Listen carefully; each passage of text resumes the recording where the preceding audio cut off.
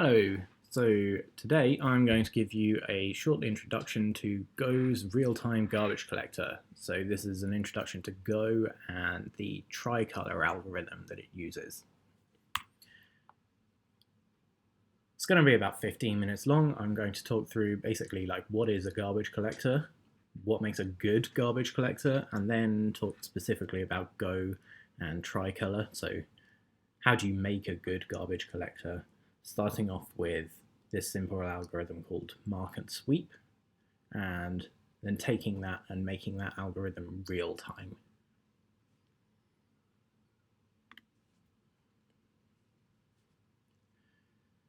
The reason I'm talking about this is that I work for a company called Pusher, and at Pusher we make what we call real-time systems. So here is a diagram which kind of very roughly explains what Pusher does. So we take messages from customers and we deliver those to clients. They go through this big system in the middle, and these messages have to get delivered in something like 100 milliseconds. Last year in 2016, we rewrote part of this system in Haskell, GHC, and fairly late in that process, we decided to do some proper performance testing, and here's what we found. This is a screenshot from a program called ThreadScope.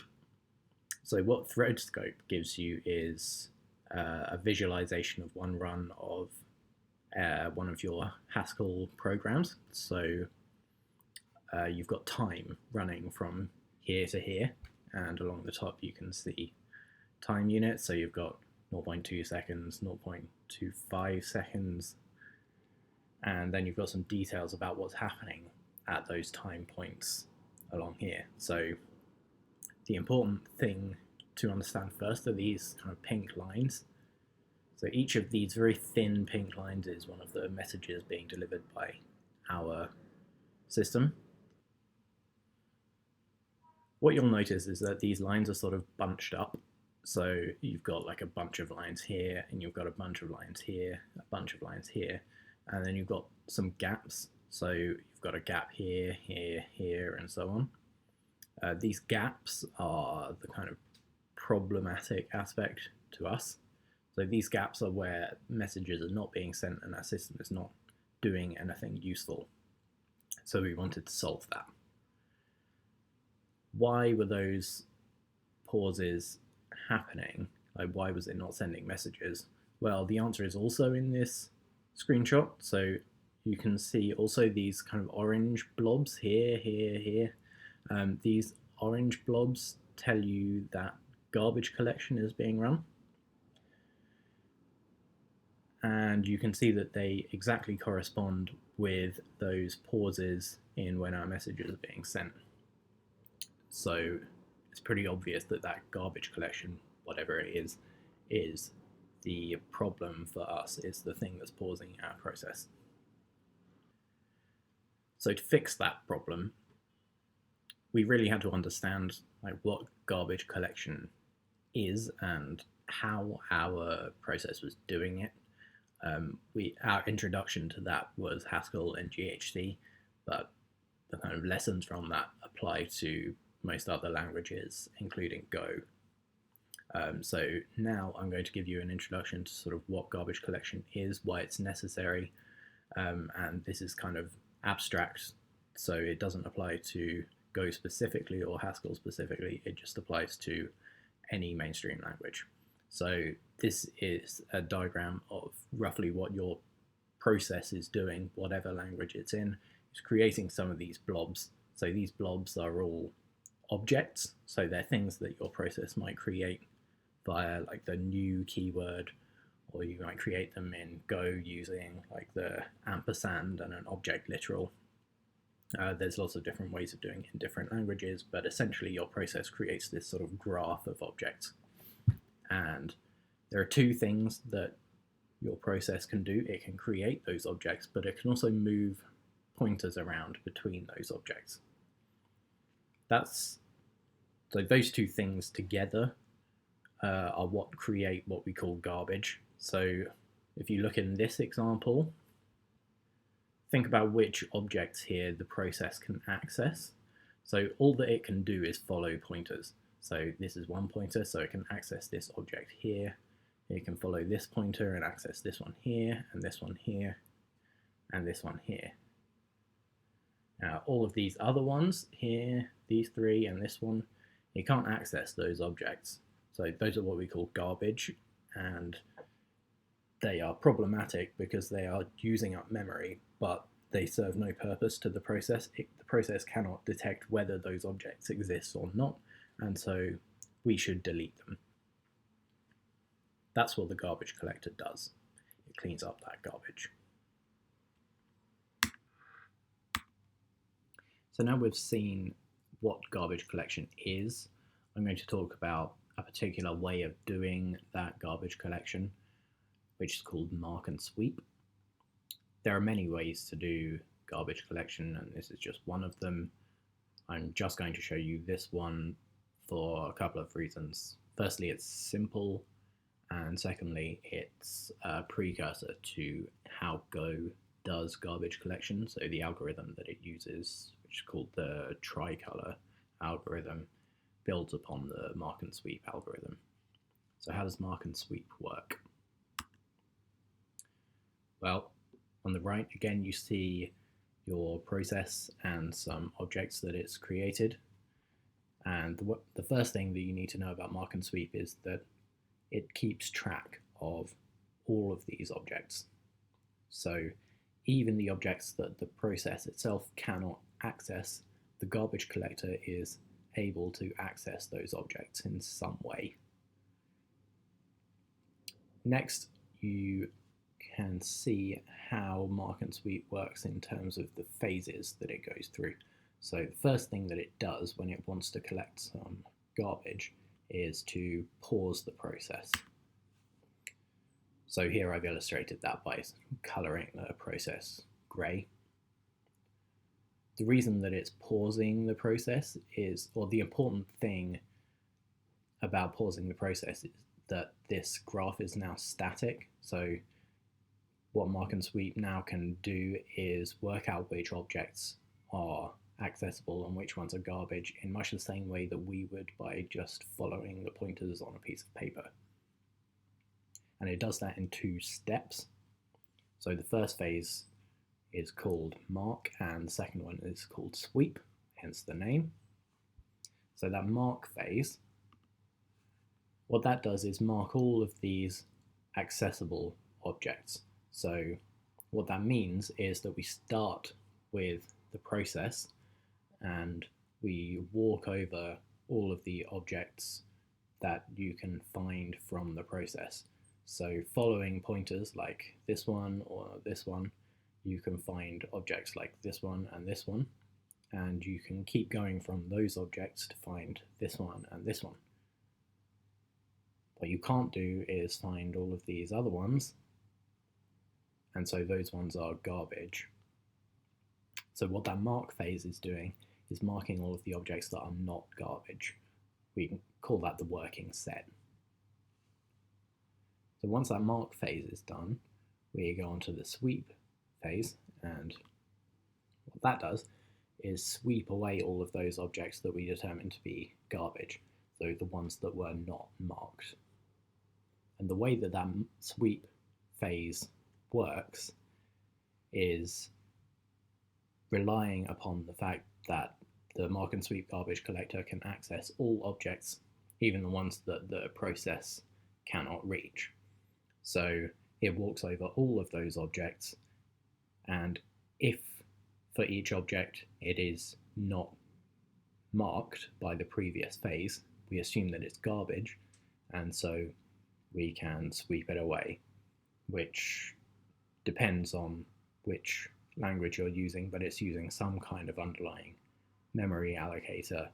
It tells that memory allocator, this object is free, now you can reuse it for something else. Once that sweep phase is done, we can unpause the process, and then we continue. At some point we come back and go through this whole multi-phase process again, marking, sweeping, removing garbage. All of this is called one garbage collection run, and this just happens over and over again throughout the lifetime of your process. And each of these runs corresponds to one of those pauses that we saw in that thread scope screenshot earlier.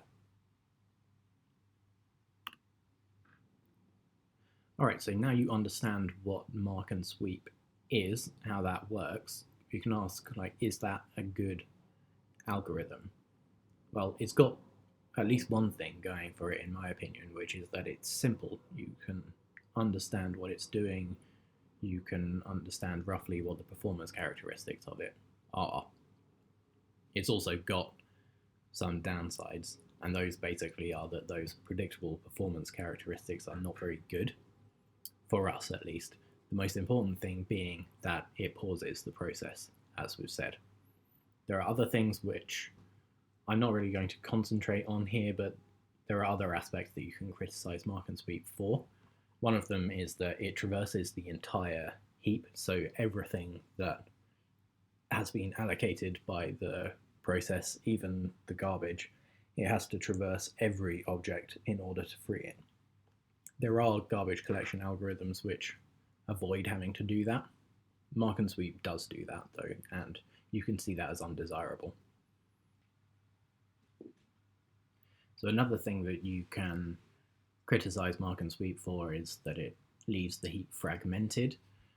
So you might remember the defrag thing that you can run on your computer to take all of the files that you have on disk and sort of compress those into one convenient, tidy location.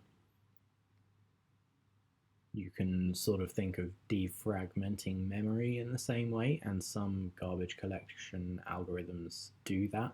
So they'll take all of the objects scattered over your memory space and put those into a smaller space without gaps of unused memory. And that's desirable for various reasons like caching. Mark and sweep does not do that. It leaves all objects in place where they were originally allocated.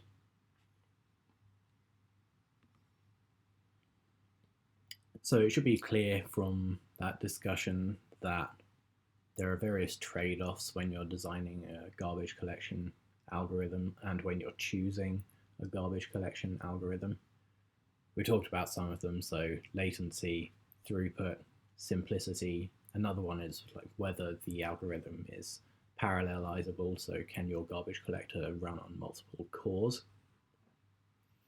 The important ones that I want to talk about are these latency and throughput. They're ones that are important to me and my work, and I think they're the most important aspects to most people and most companies.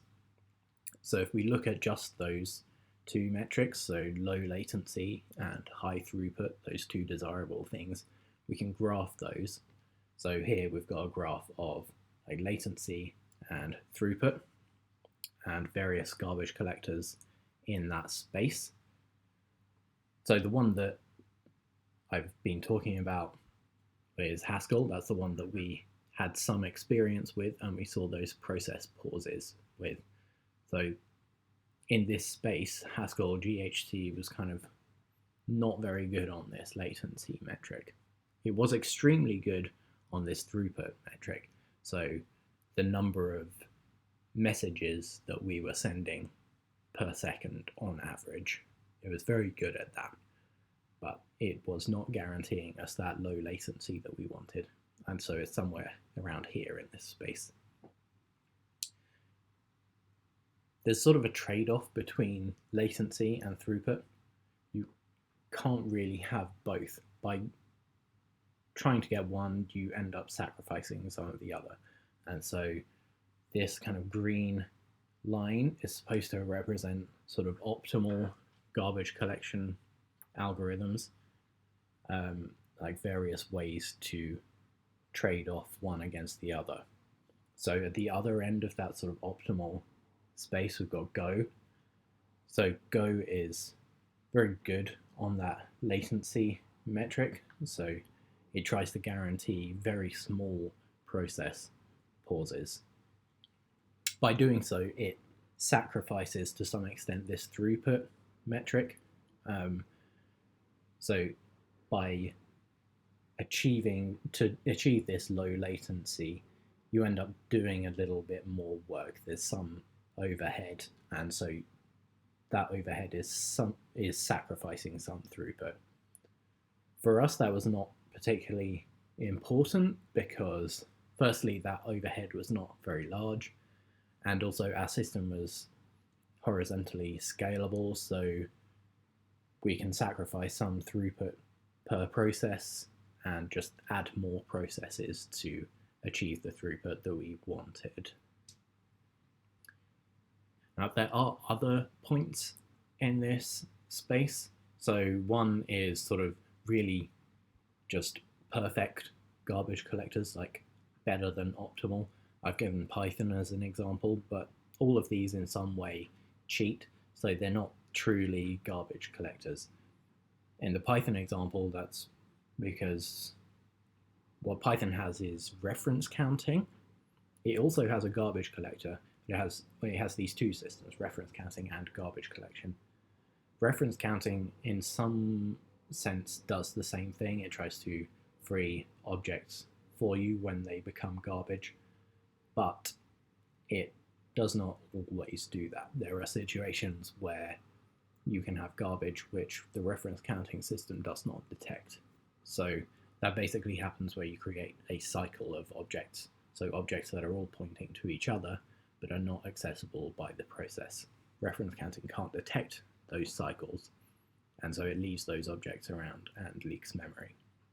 So if you turn off the garbage collector in Python and just use reference counting and design your program correctly, you can get extremely good latency and good throughput, but you're not using a general purpose garbage collector. I've also got here sort of bad garbage collectors in this sense, like they're not good on latency and they're not good on throughput. Perhaps slightly unfairly, I've given like the old Ruby implementation as an example of that. Well, the general strategy that Go takes is to start with that mark and sweep algorithm that I just showed, and attempts to just remove the points where it pauses and unpauses the process. So can we run mark and sweep without running those pause unpause steps? In other words, can we just run the garbage collector at the same time as the process alongside it? Well, let's find out. To explain how Go tries to do that, I want to talk about a particular way of doing mark and sweep, which is called breadth first traversal.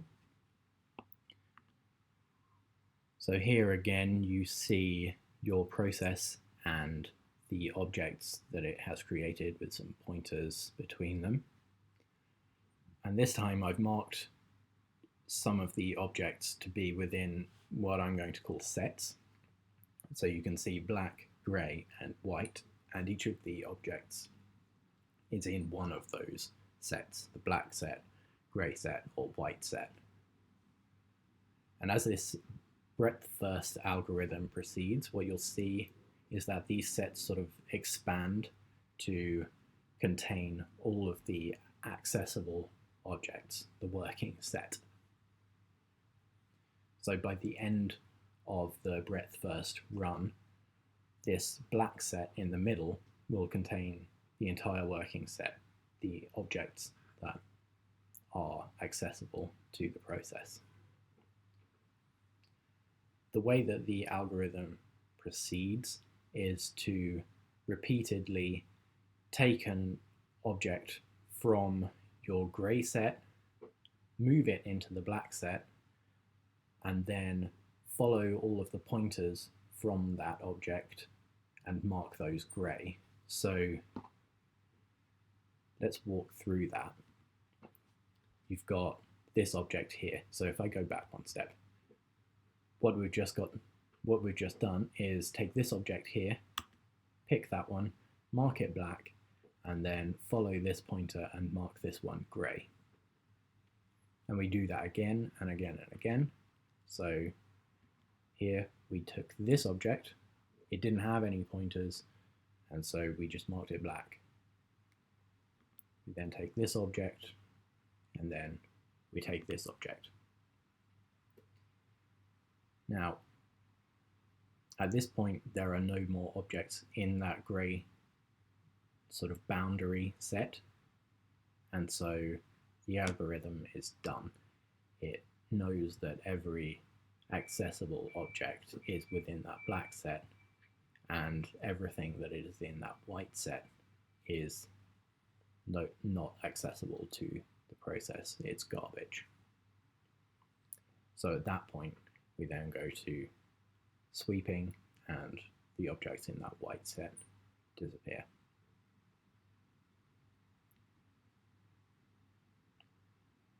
All right, so we are finally on to talking about the tricolor algorithm, which is what Go uses. And what this is doing is taking that breadth first search and making that concurrent. So trying to run that alongside your process. So to understand how you can do that, we really need to think about, like, why does breadth first search work? Why does breadth first traversal work in the first place? Why is it that following this procedure gives you all of the accessible objects and none of the inaccessible ones? Well, the key thing to think about is this invariant. So there are no pointers from your black set to your white set. So this arrow here, this red pointer, is an example of a pointer that cannot happen when you are following the breadth first traversal algorithm. And so because you have no pointers across that boundary set, the grey set, you know that once everything is in the black set and nothing is in the grey boundary set, that nothing in the white set is accessible, because if it were accessible, then there would have to be a pointer across from your black to your white set, but there's not, because we maintain that invariant.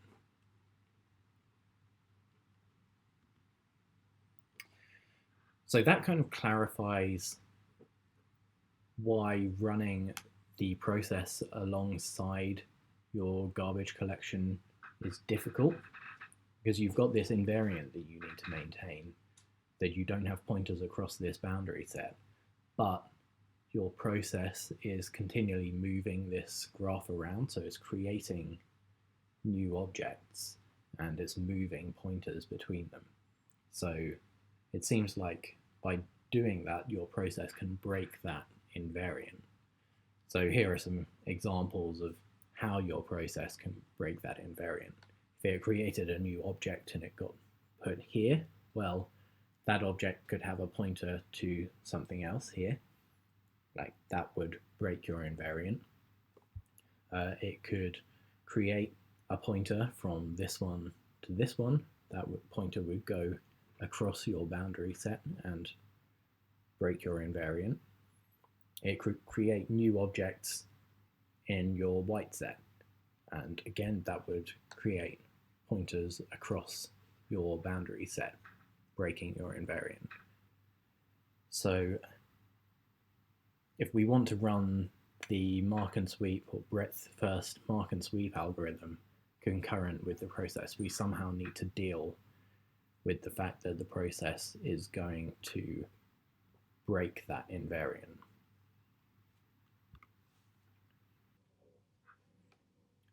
So let's look at how Go fixes the invariant when the process breaks it. And these sort of fix-ups are the core of what's called the tricolor algorithm. And really it's just the breadth first algorithm that I've already showed you with these small fix-ups in it. So there are two ways in which the process can break your invariant. And for each of those, there is a way that we fix things when it breaks. So the first one is that the process can create new objects. So the question is, where do we put those objects? And we can really just see where to put them by process of elimination. So let's try putting an object here in the white set. So this didn't work. The reason it didn't work is because you now have a pointer from your process in the black set across your boundary set into the white set, and you've broken your invariant.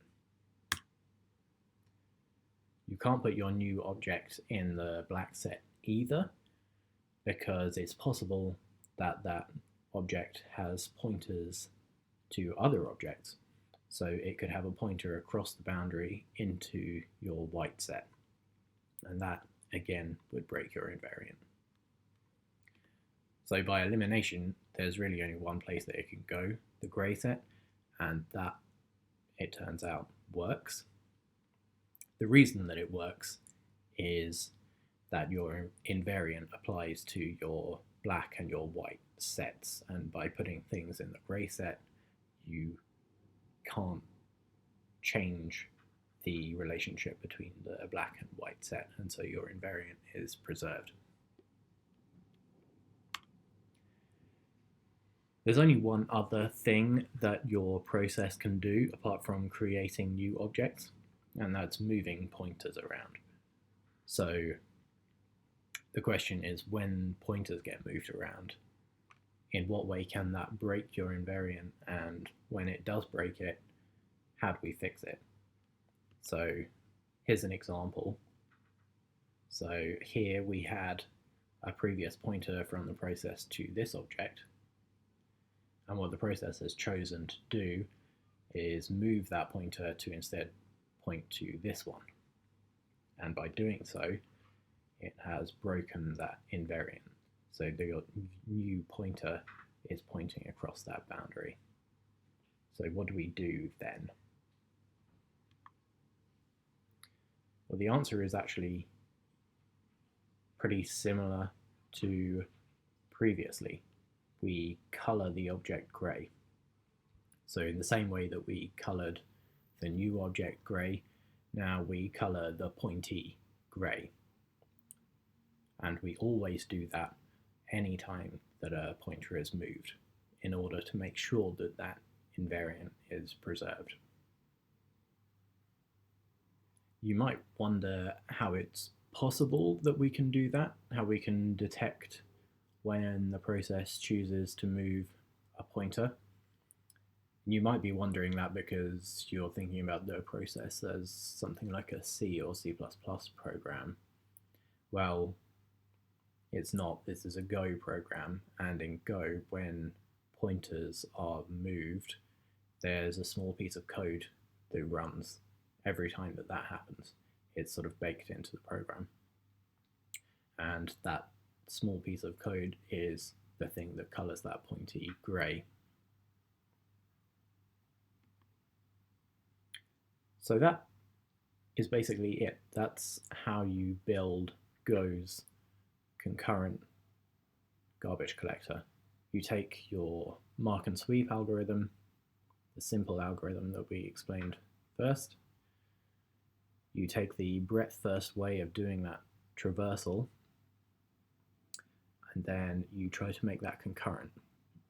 And the way that we make that concurrent with the process is simply to fix up the invariant, the breadth first invariant, whenever the process tries to break that. And then everything works. So that's the theory. You might wonder whether this works in practice. We did, and so we wrote a blog post about it. Here's the URL for that. I highly recommend going and reading it. I'll leave the URL in the description, and maybe we'll do a video about this as well. See you later.